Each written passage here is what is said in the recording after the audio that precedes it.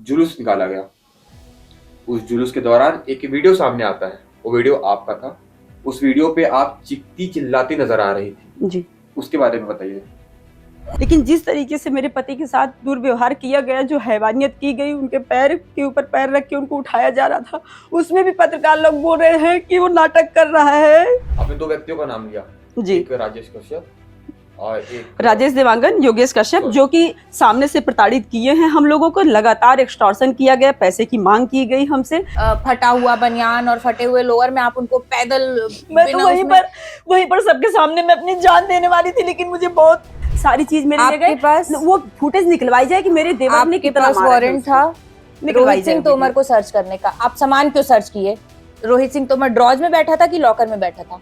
जो 2015 के केस की आप बात करें कि एक महिला ने अननेचुरल सेक्स की, वो कहीं से सिद्ध ही नहीं कर पाई और वो केस खत्म हो चुका है, उसमें बाइज्जत बरी हो गए। ये देवांगन सर थे, योगेश कश्यप जी थे। उस समय तो खैर तेलीबांधा थाने की टीम आई थी। योगेश कश्यप जी, अब वो उनकी चोर है वो उनकी। और एक्चुअल में जो वीरेंद्र सिंह तोमर जी हैं, जो भैया हैं, बड़े भाई साहब हैं, वो सरेंडर की ही प्लानिंग थी।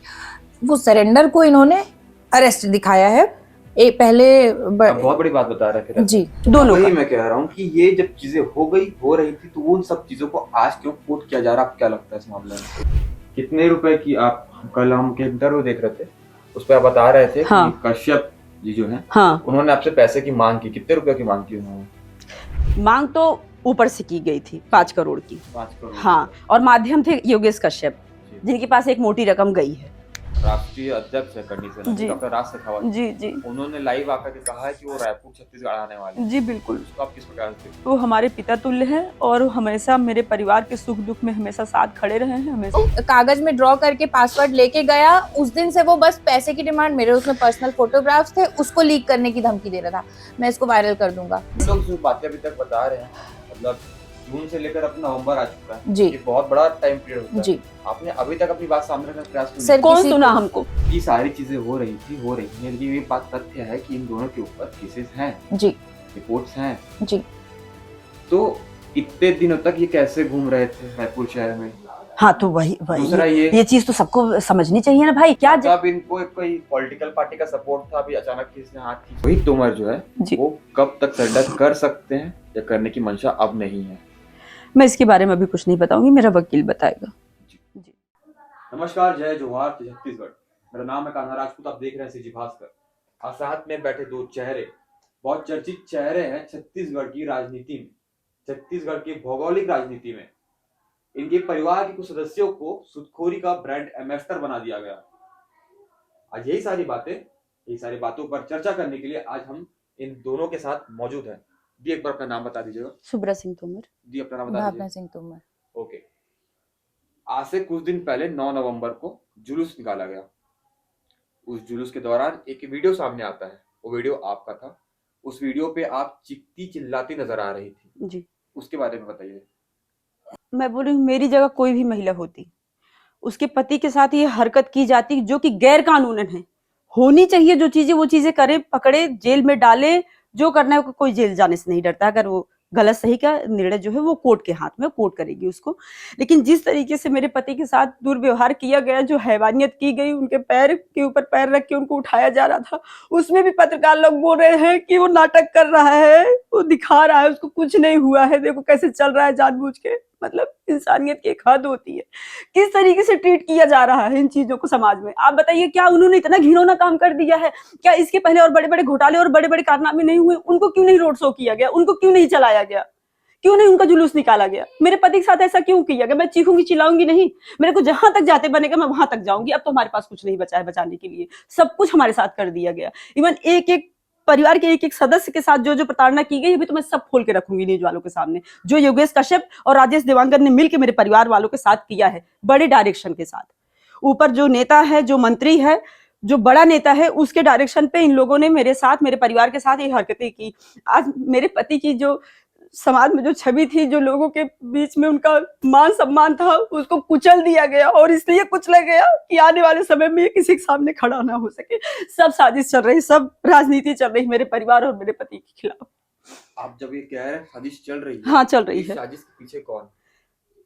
आपने दो व्यक्तियों का नाम लिया, जी। एक राजेश कश्यप और एक राजेश देवांगन, योगेश कश्यप, जो कि सामने से प्रताड़ित किए हैं हम लोगों को, लगातार एक्सटॉर्शन किया गया, पैसे की मांग की गई हमसे, तो उनको तो हम जान ही रहे हैं और उनके ऊपर बड़े नेता का हाथ है। पूरे पॉलिटिशियन, मैं बोल रही हूँ जो भी है अभी जिसकी सरकार चल रही है, जो भी उसमें बैठे हैं, ये सब हमारे पीछे लगे हुए हैं, सब मेरे पति पे। मुझे तो डर है कि थाने में भी मेरा पति सुरक्षित है कि नहीं है, मुझे डर है इस चीज का। मुझे मुझे मैं निवेदन कर रही हूँ जनता से और यहाँ के लोगों से, आप लोग मेरा साथ दीजिए, मेरे साथ आइए। यहाँ की माताएं, बहनें, बच्चे, भाई जो भी है, अगर उनको जरा से उनके अंदर इंसानियत और सिंपैथी है तो आप लोग हमारे साथ आइए और हमारे पति को निर्णय दिलाइए कि उन्होंने क्या गलत किया, क्या अपराध किया, उनका अपराध सिद्ध किया जाए। मैं बोल रही हूँ कि जिसने केस किया है उस एफआईआर की पूरी जांच की जाए कि मेरे पति ने कितना पैसा दिया है, कितना पैसा लिया है, उसे क्या बात की है, पूरी डिटेल निकलवाई जाए इस चीज की। मैं इसकी मांग करूंगी। और ह्यूमन राइट्स सो रहा है, इसको सो जाना चाहिए, यहाँ से खटिया अपनी कहीं और बिछा ले जाके। मैं तो ये बोलती हूँ, उसको छत्तीसगढ़ में रहने का अधिकार नहीं है। जो मानव अधिकार जिस लिए जो बना है कि लोगों की मदद की जाए, उनकी गुहार सुनी जाए, मैं बोल रही हूँ एक तरफा क्यों न्याय हो रहा है? क्या सिर्फ गलत ही है? सिर्फ गलत ही है, कहीं सही किया ही नहीं है उन्होंने। अगर कहीं जरा सा भी सही किया है और जरा सा भी गलत किया तो दोनों चीजें पक्ष में रखी जाए। जो व्यक्ति रिपोर्ट किया है उसकी पूरी जांच हो और जो जिसके खिलाफ किया है उसकी भी पूरी जांच हो। मेरे पति की पूरी कॉल डिटेल निकलवाई जाए और पूरा ब्यौरा लिया जाए कि इसने पैसा दे के कितना पैसा लिया है। मैं डंके की चोट पे बोल रही हूँ। आज जितने न्यूज चैनल वाले हैं वो बोलते हैं कि 1 लाख दे के और 5 लाख लिया। मैं बोल रही हूँ किसी भी व्यक्ति की क्षमता अगर है कि 10 लाख वो पटा सकता है तो 1 लाख मेरे पास लेने क्यों आएगा वो? आप बताइए इसको। मैं आपसे इस चीज की पूछ रही हूँ। आप 1 लाख अगर मेरे से लिए हैं, 10 लाख आपकी क्षमता है, तो आप 1 लाख मेरे से क्यों लेने आएंगे? क्यों लेंगे मेरे से, बताइए? शौक है ब्याज देने का किसी को?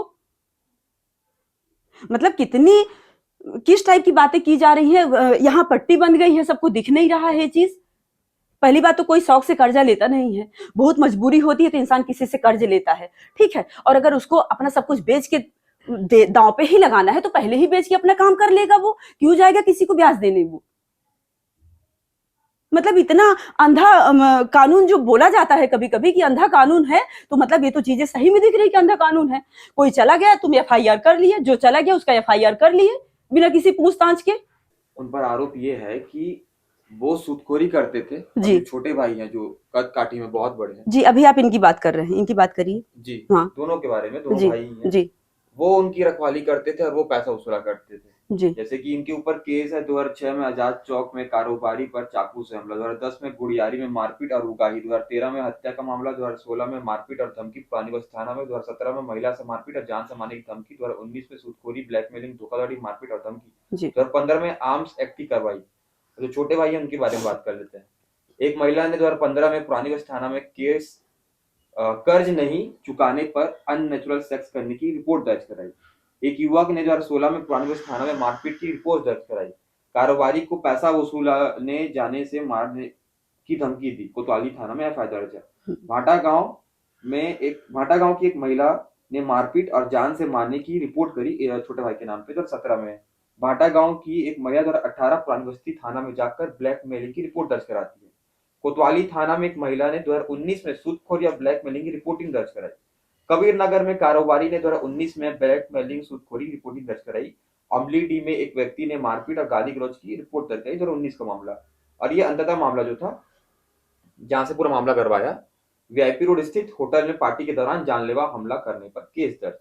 तो इसको आप कैसे देखते हैं? ठीक है, रिपोर्ट हो गई। अच्छा, आप जी। ये मानते हैं कि कभी कभी रिपोर्ट तो हो जाती है पर मामला कुछ और रहता है और रिपोर्ट किसी और तरीके से दर्ज कराई जाती है? क्योंकि कभी भी एफआईआर कोई करेगा तो उसको पूरा सिद्ध करेगा कि एफआईआर हुआ है और इस कारण से हुआ है। ठीक है, हो गई।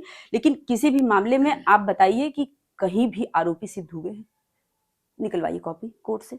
जो 2015 के केस की आप बात करें कि एक जी। महिला ने अननेचुरल सेक्स की, वो कहीं से सिद्ध ही नहीं कर पाई और वो केस खत्म हो चुका है। उसमें बाइज्जत बरी हो गए हैं बरी क्योंकि हो गए हैं। वो झूठा केस था, उसके पास ना कोई प्रूफ था, मेडिकल करवाया गया, उसमें वो भी भी वही साजिश थी। लड़की गिल्टी निकली।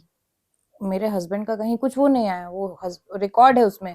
और आखिर में वो केस अब खत्म हो चुका है, जबकि इतना बड़ा मामला है तो वो मैं बोल चलते रही रहता है, हूँ, आप जानते हैं। कोर्ट है, कोर्ट से सब कुछ मिल जाता है। जिसमें आरोपी सिद्ध हैं उस प्रूफ को दिखा दीजिए।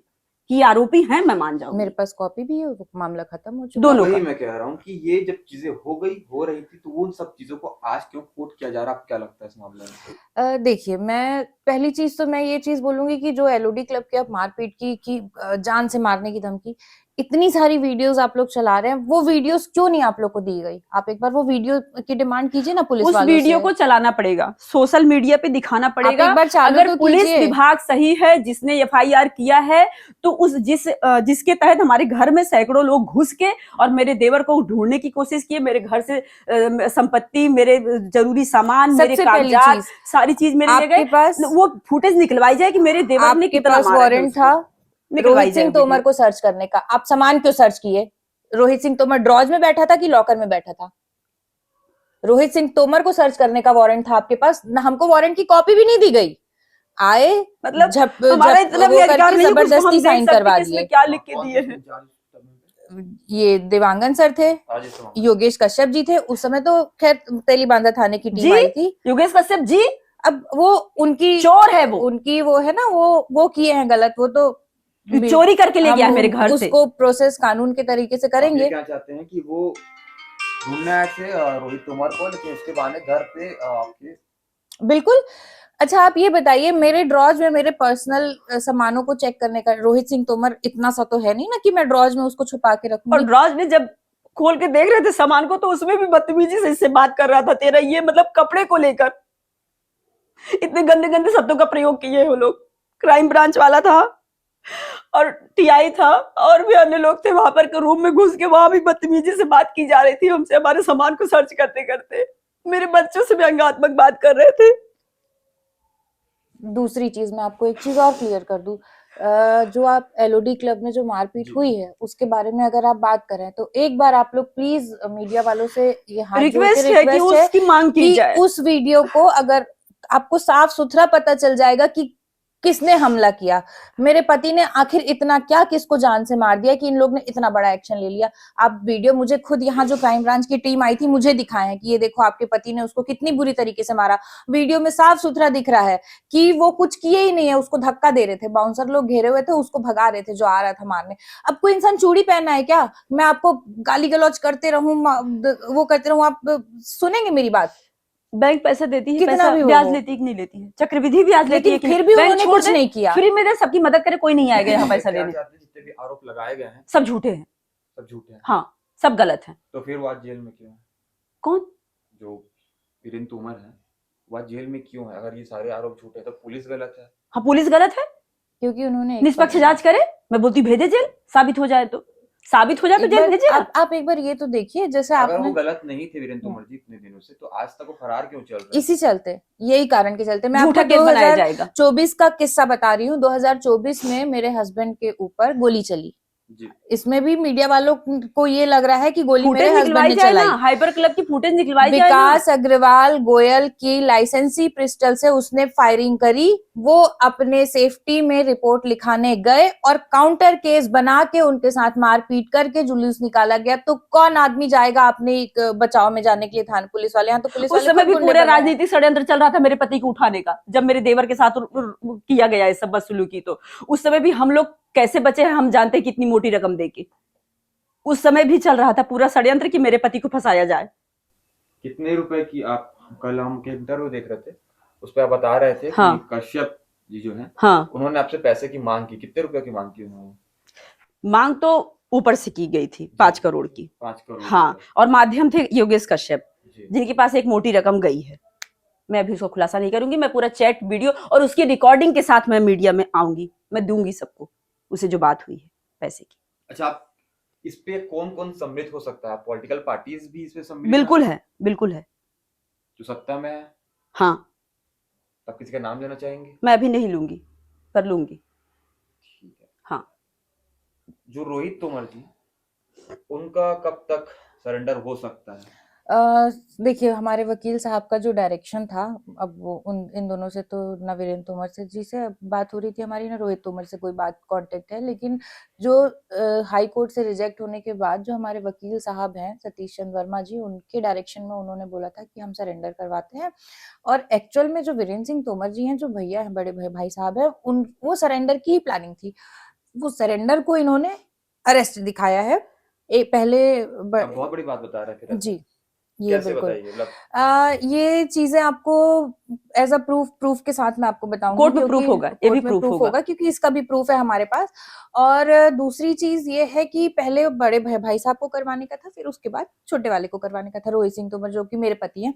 तो लेकिन अब पता नहीं वो अब उन्होंने, अब हम इसके लिए सुप्रीम कोर्ट जाएंगे। मुझे अपमान का बदला चाहिए। मेरे पति का जो दिक्कत क्या अपमान है? किया मतलब गया है, उनको पकड़ा गया ये दिक्कत है या जुलूस निकाला गया? जुलूस निकाला गया, ये दिक्कत ये कहीं पे कानून में ये है कहीं भी नहीं लिखा हुआ है कि आप किसी को पकड़ के किसी का रोड शो करें। आप कानून को, न्याय को अपने हाथ में लेने वाले पुलिस वाले नहीं होते हैं।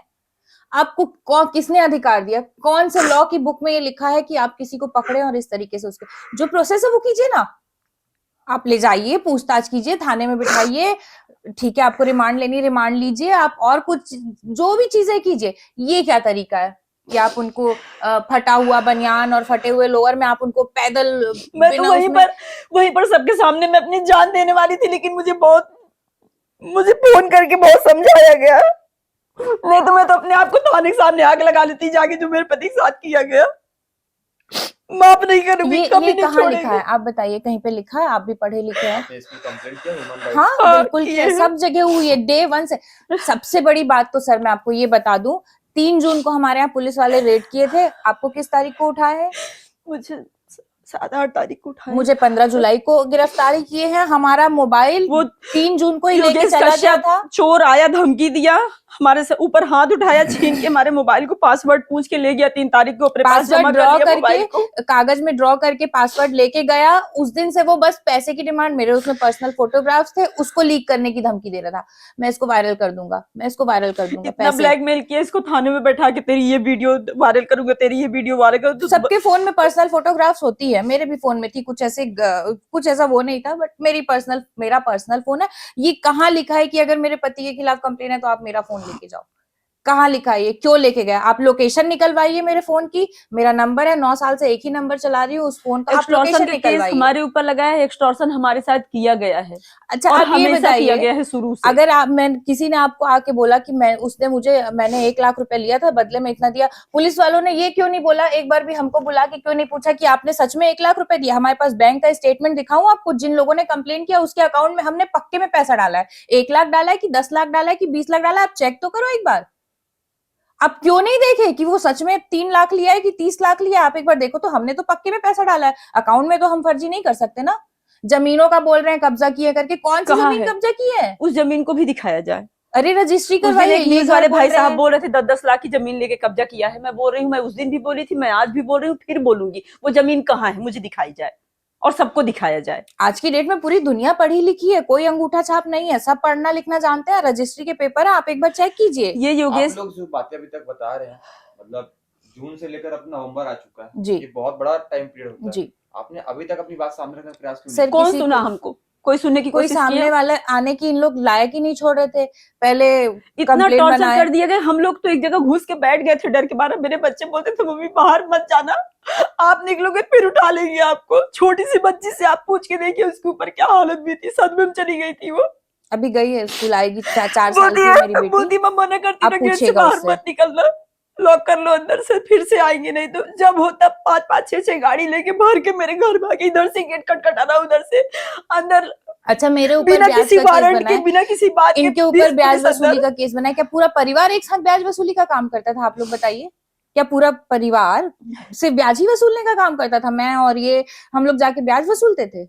मैं बोल रही हूँ, सबको कसम है, एक एक व्यक्ति को कसम है कि अगर मेरे पति ने कभी भी किसी के लिए कुछ भी किया है तो प्लीज आवाज उठाओ मेरे लिए। जो हमारे साथ हुआ उसमें हमारे साथ खड़े हो। हमको न्याय चाहिए बस, और कुछ नहीं चाहिए। मेरे हस्बैंड के ऊपर आरोप लगाया गया सूदखोरी। आप अगर किसी को 100 रुपए भी देने जाएंगे, ठीक है, पहली चीज तो आप 2019 में भी पहले भी एक बार केस हुआ था, यही लेन देन का ही मामला था, एक्सटॉर्शन का।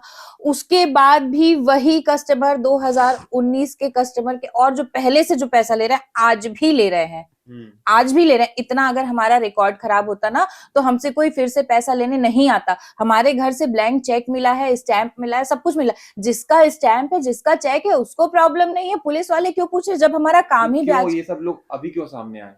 हाँ, इन लोग जबरदस्ती बुलाए हैं। ये लोग ये जबरदस्त। मैं एक उदाहरण बता रही हूँ। मेरी एक जमीन है यहाँ पर बाजू उसका में प्रूफ है। भी है, आप अगर बोलेंगे तो प्रूफ भी दिखा वो देंगे जो आपको। बेचारा मतलब जिसकी जमीन है, इतना सीधा निहायत ही अच्छा इंसान, वो आए यहाँ पर बैठे, बातचीत हुई, और जो भैया जमीन को दिलवाए हैं, मैं बोलती हूँ उनका भी इंटरव्यू करवा दूंगी मैं, अगर आप बोलेंगे तो उनको भी बुला दूंगी मैं, आप उनसे भी बात कर लेना। पैसा पूरा जमीन का पहले दे दिया गया, वो फिर पीछे पड़े भैया रजिस्ट्री करवा लो तो फिर 3 महीने बाद हम रजिस्ट्री करवाए उसकी। उस बंदे को बुला के वहां पर बैठा के लगातार उसको परेशान किया गया, उसको धमकी दी गई कि तुम रिपोर्ट करो इनके खिलाफ कि मुझे पूरा पैसा नहीं मिला है जमीन का। मतलब ये कहाँ का कानून है, आप बताइए। जिनके चेक और स्टैम्प घर में पकड़ाए हैं वो बेचारे रोते रोते मेरे पास फोन किए, के बोले भाभी मैं कुछ नहीं करना चाहता हूँ, लेकिन मुझे बहुत परेशान किया जा रहा है, मैं तो यहाँ से चला जाऊंगा छोड़ के सब। फिर जो लोग थे उन लोग ने एफिडेविट हमारे वकील के पास जाके बनवाया भी है कि हमको इनके खिलाफ कोई कंप्लेन नहीं करना है, रजिस्टर कोर्ट में जाके फिर भी उनका एफिडेविट नाम करवाया डाल है। दिया गया, फिर भी उनका नाम डाल दिया फिर भी गया। उनका नाम डाला सवाल गया। यही है कि सारी चीजें हो रही थी, हो रही हैं, लेकिन ये बात तथ्य है कि इन दोनों के ऊपर केसेस हैं, जी रिपोर्ट्स हैं। जी। तो इतने दिनों तक ये कैसे घूम रहे थे रायपुर शहर में? हाँ तो वही दूसरा ये चीज तो सबको समझनी चाहिए ना भाई। अगर इतने बड़े आरोपी हैं, इतना उनके ऊपर केस लगा हुआ है, वो गलत ही है अगर, तो वो शहर में इतने अच्छे से कैसे रह रहे थे अभी तक? क्या अब इनको कोई पॉलिटिकल पार्टी का सपोर्ट था, अभी अचानक किसी ने हाथ खींच लिया? अब वो तो सबको दिख रहा होगा कि 2019 में जब हमारे साथ हुआ था तो भी बहुत बड़ी घटना हुई थी, फिर भी ऐसे ही हमारे साथ हुआ था। हमारे मतलब हमको निस्तु नाबूद कर दिया गया था उस समय भी, तब कांग्रेस की सरकार थी, और अभी बीजेपी की सरकार है, तब भी हमारे साथ वही हो रहा है। हमारे साथ कोई नेता, कोई मंत्री, कोई पॉलिटिक्स वाला एक बंदा नहीं है कि जो हमारे सपोर्ट में हो। जब आप लोगों के समय में जून का महीना था, जब ये सब बातें चल रही थी, हाँ जी, तो एक हम भी बाहर ही खड़े थे आपके घर के। हाँ तो हमारा एक पत्रकार जो था उसने बताया, और हमने देखा वीडियो कि आप लोगों ने उसको बंधक बना लिया है, दरवाजा बंद कर लिया था, कैमरा छीन लिए थे, दरवाजा बंद कर लिए थे। हाँ, वो आया है क्या कहीं पर वीडियो में कि दरवाजा बंद कर लिए थे? वो अंदर हो गया था, सब बता रहे अंदर हो गया था, ठीक है, बट हाँ। तो उसको अंदर करके गेट लगा लिए थे, ऐसा दिखा है क्या कहीं पर?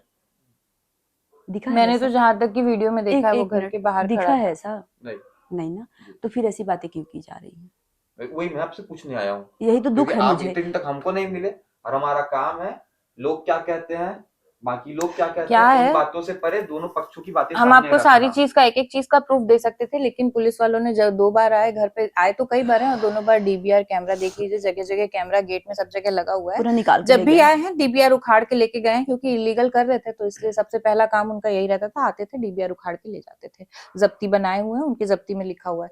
तो अगर आप सही प्रोसेस करें, नहीं तो हम उस आपको समय प्रूफ क्या के था, साथ। घटना क्या है कि पूरा न्यूज रिपोर्टर लोग खड़े रहते थे, यहाँ से कोई वहां से अपना रिकॉर्डिंग दिन भर चल रही, लोग बना रहे न्यूज। मतलब उस समय हम लोग इतना मेंटली डिस्टर्ब चल रहे थे हर तरीके से। मेरे बच्चे बहुत परेशान थे, मतलब वो लोग डर के सहम के, ना उनकी पढ़ाई हो रही थी, ना वो कहीं और ध्यान दे पा रहे थे, तो न्यूज वालों को देख के वो डर जाते थे, और तो सबकी बात जाने दो, है नहीं। हाँ तो वो आई थी सुप्रीम कोर्ट की लॉयर, हम लोगों से मिलने आई थी हाँ, पर्सनली घर पे, और वो जब बाहर निकली और ऐसा माहौल देखी तो थोड़ा उनको अच्छा नहीं लगा, तो वो जाके उनकी बहस हुई होगी जरूर उससे। मैं तो अंदर थी, फिर मेरे स्टाफ ने किसी ने बताया कि भाभी देखो वहां बाहर कुछ हो रहा है करके।